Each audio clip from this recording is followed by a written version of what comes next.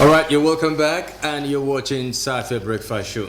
Now, political development and its trajectory in Adamawa State is indeed, changing the narrative as regard to the activities and policy making of Right Honorable Ahmadu Fintiri, Executive Governor of Adamawa State. The narrative indeed is changing, and of course, it has become visible and very pragmatic that the slogan "Land of Beauty" is indeed taking the center stage. But what has been on the front burner of citizens' discuss in Adamawa State is the style of leadership of Right Honorable Ahmadu Fintiri that sometimes, is characterized by a novel decision that has never been made in Adamawa State. For instance, before the local government chairman election, the governor instructed that the running mate of every local government chairman will be or has to be a woman, and that was a chief. Now, could that be a twist and a new scene in terms of political dispensation in Adamawa State, plus the infrastructure development we have seen Right Honorable Ahmadu Fintiri taking on for the benefit of a greater majority of the people? Now, joining me to talk some more on these as well as share insight is Honorable Safiya. She is a special assistant to the governor on culture and tourism, right? And of course, she joins me now as well as being a woman activist. She joins me to talk some more. Honorable, good morning. Good morning. Welcome to the show once Thank you again. for having me.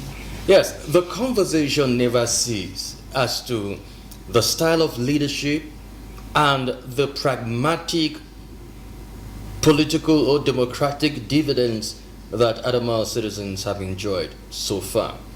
But before I get to that, being a woman activist, how will you describe the ability of the governor to balance that gender sensitivity that has created an atmosphere where everybody seems to be one in terms of promoting government agenda and policies? Well, I think, Mr. Chris, our own gender cannot complain so far, because I think we are even carried more than our own expectations. And balancing the equation, I don't think it can be balanced like 50-50. Okay. Because initially we've been looking for 35%, and automatically we are up to 45% now. So going to 50-50, I think this is something that is not possible. But even at that, I think we are fine. Okay, you're fine even at that. What a good confession, and of course these are set the premise for this conversation proper. Now, there are those who say Adamawa State is a mini Nigeria, a replica of Nigeria, in the sense that if you look at the holistic picture of Nigeria, it is heterogeneous in nature, different tribes, tongues, creed, religion, and so it is in Adamawa State, because in the whole of Nigeria, Adamawa State is the one that has the highest number of tribes, in the country. But the ability of Right Honorable Ahmadu Fintiri to harmonize these differences, could be the reason for the success he's, achieving. Talk to me about how he was able to go about it, harmonizing the different tribes and tongues and ethnic groups that we have in the country, in the state, to making them one indivisible, democratic Adamawa State. Well, Governor Ahmadu Fintiri is a governor of all. He is not a tribal. He is a non-tribalistic governor, non-religious, and there's no sentiment in this government. So every tribe, and no matter how little, how small the tribe is, I think in one way or the other they've been carried along. Okay. Because his own personal projects alone, I think, have gone through all nooks and crowns of Adamawa State.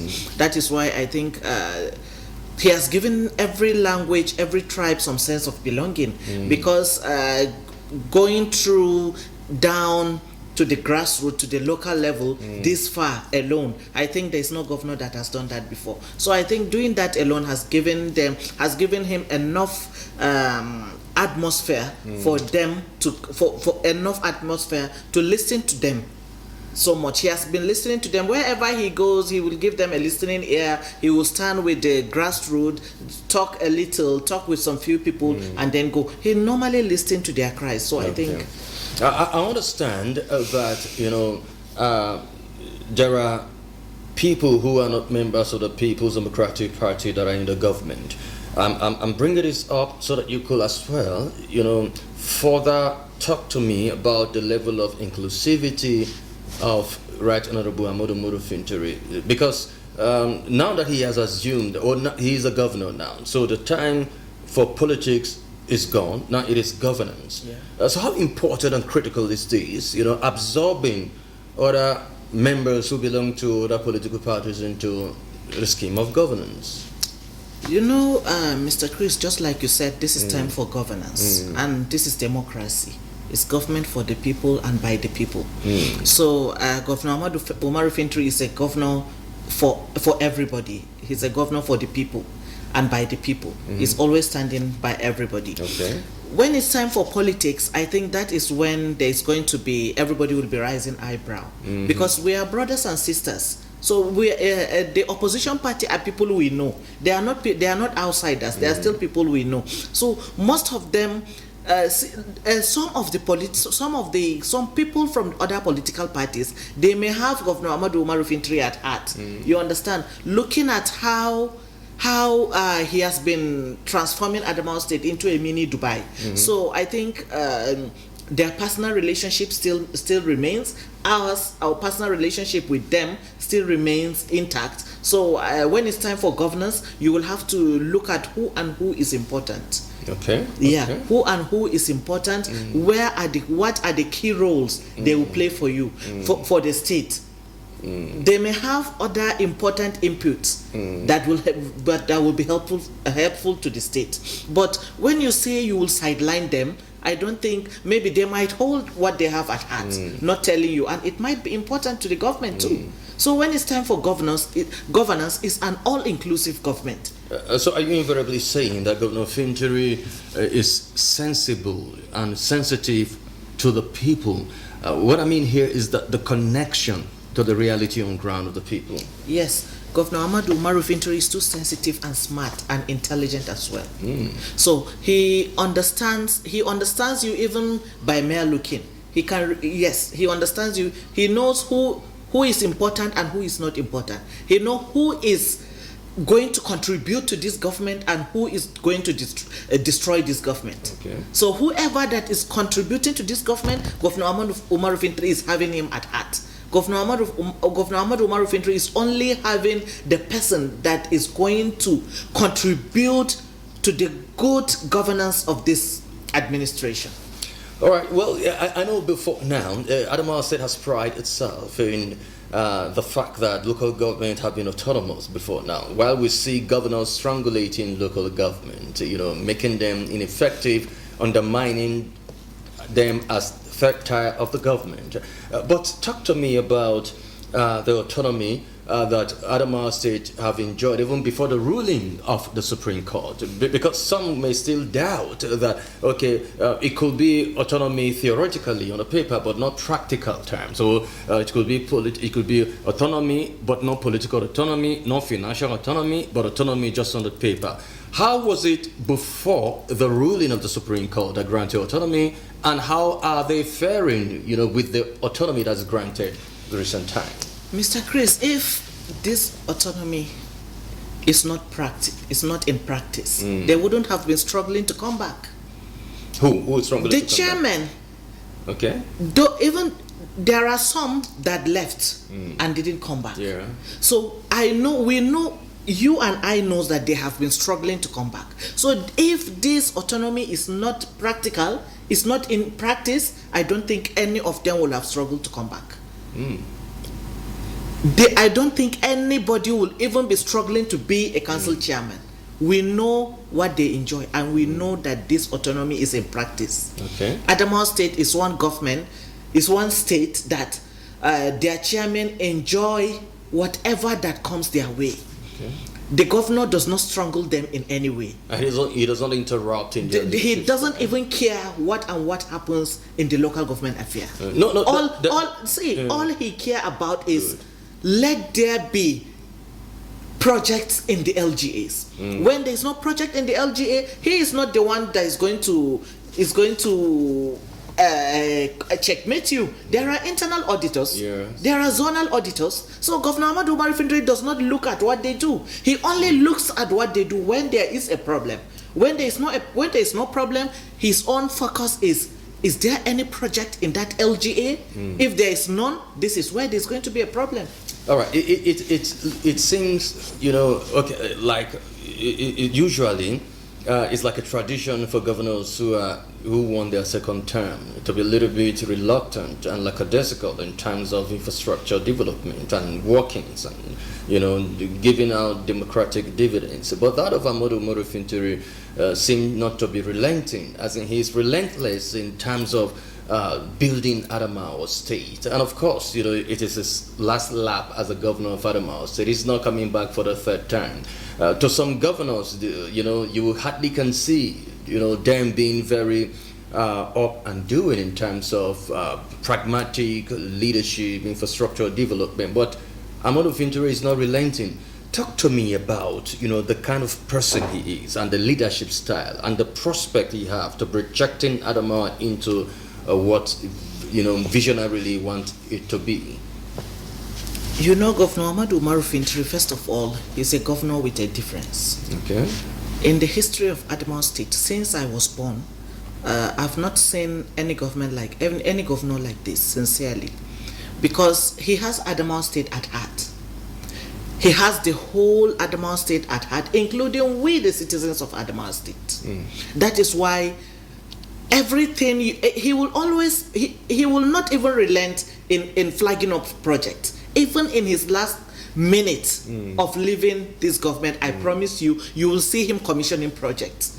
This is one thing he has at heart. He has Adamawa State at heart. He wants to remodel. He has already remodeled Adamawa State. Adamawa State is soon going to be a mini Dubai. I'm telling you.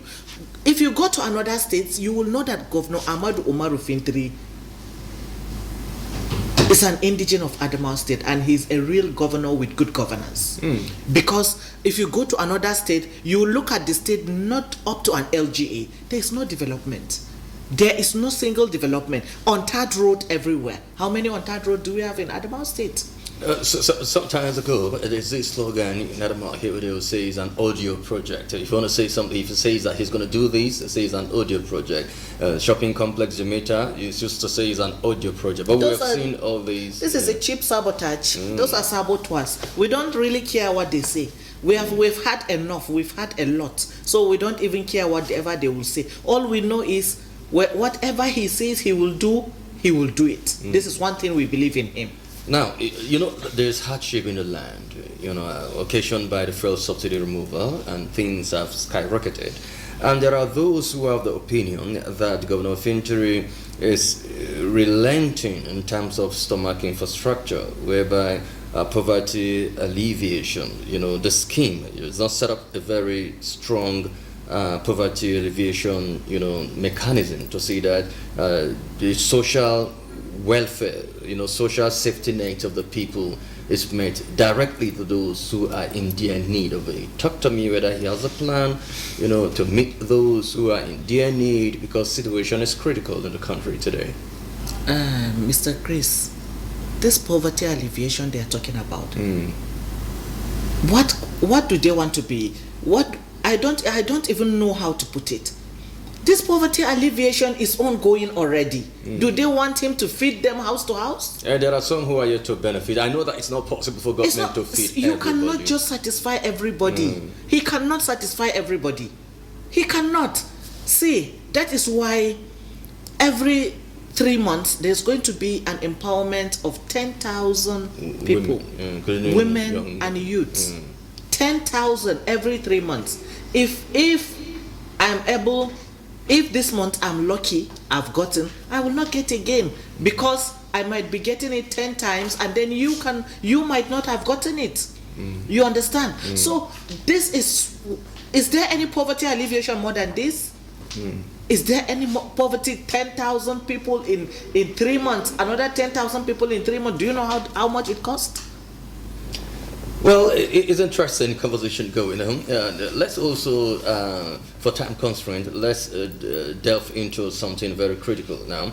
I can remember vividly when during his inauguration speech, the first tenure, he said he was going to deal decisively with the dreaded Sheila boys that have terrorized, nooks and crannies of Adamawa State, dispossessing innocent citizens of their belongings.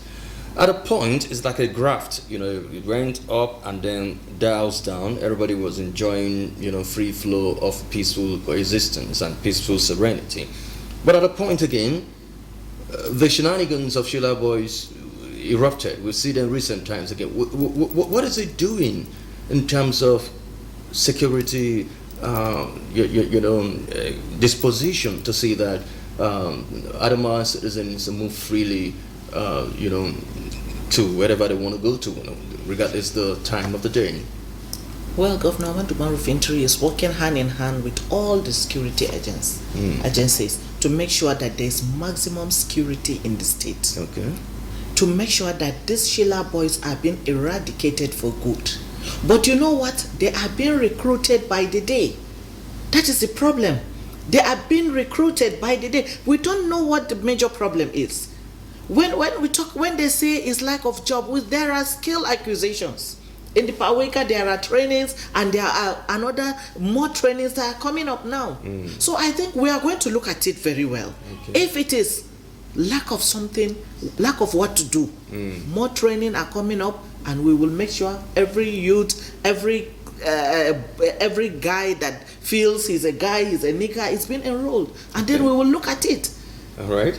Well, I know that this is an ongoing conversation. It's just a part one of this conversation. We'll definitely have a build up on these. Safiya Shelling, Special Assistant to the Governor on Culture and Tourism. I want to thank you so very much for finding time to come on the show. It's been very analytical and incisive as well, hearing from you. But we're going to have a build up on these so that we create a nexus between what you said and the reality on ground, as to Adamawa Fintiri's administration. Thank you once again.